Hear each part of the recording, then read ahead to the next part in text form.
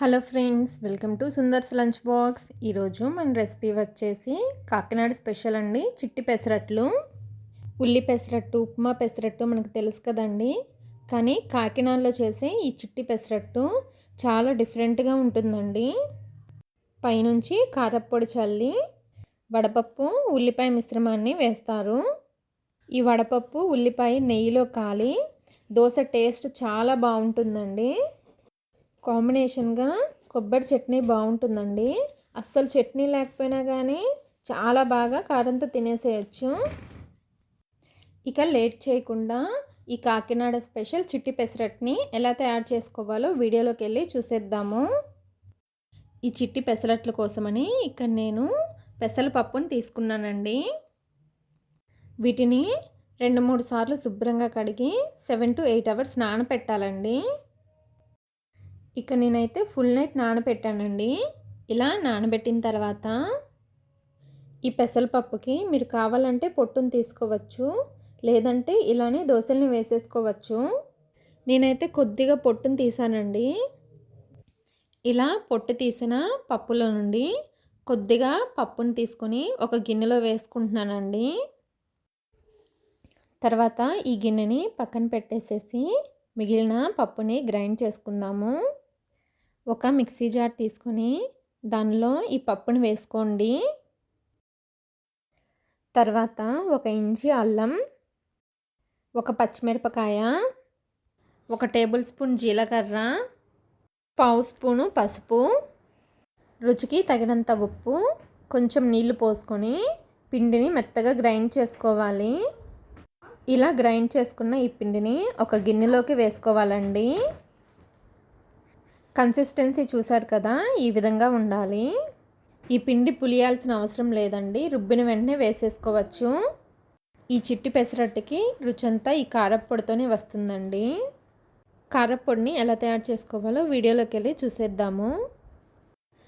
ప్యాన్లో 1 tea spoon నూనె వేసుకొని నూనె వేడైన తర్వాత 20 ఎండుమిరపకాయలని వేసుకోవాలి.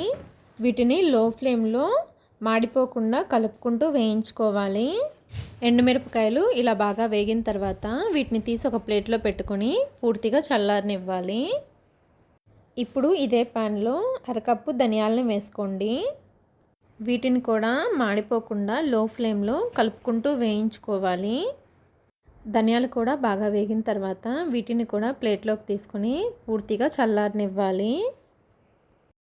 తర్వాత ఇదే ప్యాన్లో 1 టీ స్పూన్ ఆయిల్ని వేసుకొని నూనె కాగాక 2 టేబుల్ స్పూన్ల వరకు పచ్చిశనగపప్పుని వేసుకోవాలి.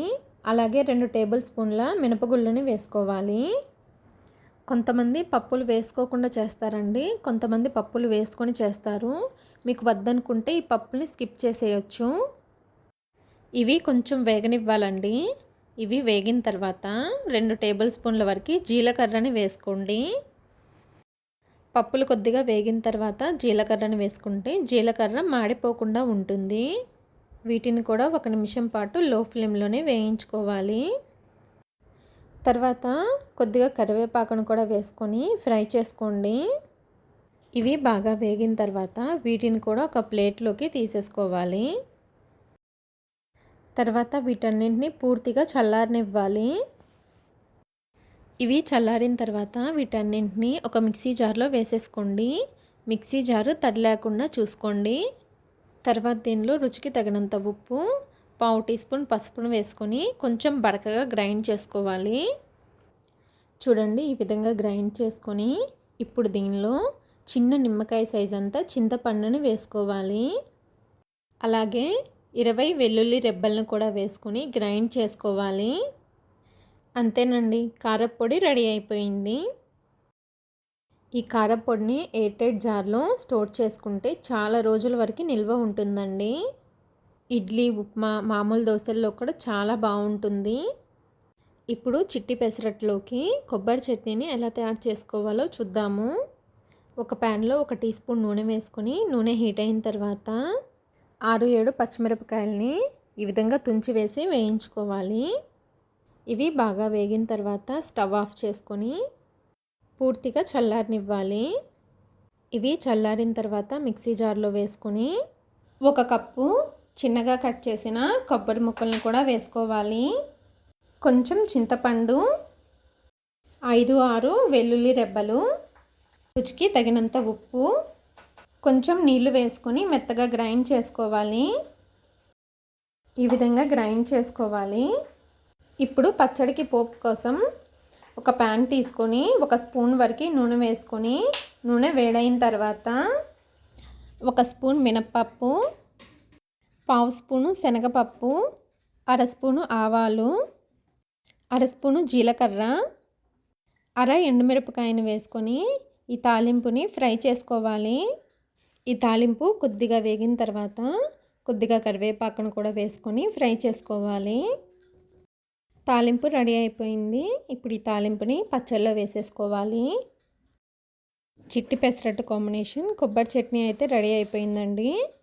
ఇక ఆలస్యం చేయకుండా చిట్టి పెసరట్టుని వేసేసుకుందాము.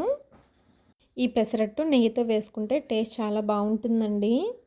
స్టవ్ పైన ప్యాన్ పెట్టుకొని ప్యాన్ హీట్ అయిన తర్వాత కొద్దిగా నెయ్యిని రాసుకొని ప్యాన్ పైన ఒక గరిటెడు పిండిని వేసుకొని పలుచగా కాకుండా కొంచెం మందంగా స్ప్రెడ్ చేయండి.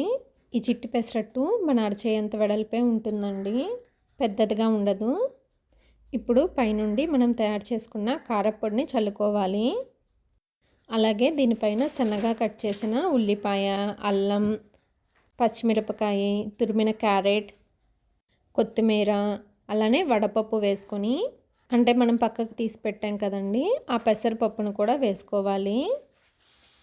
అన్నీ ఈ విధంగా అట్టుకి పైన వేసుకోవాలి.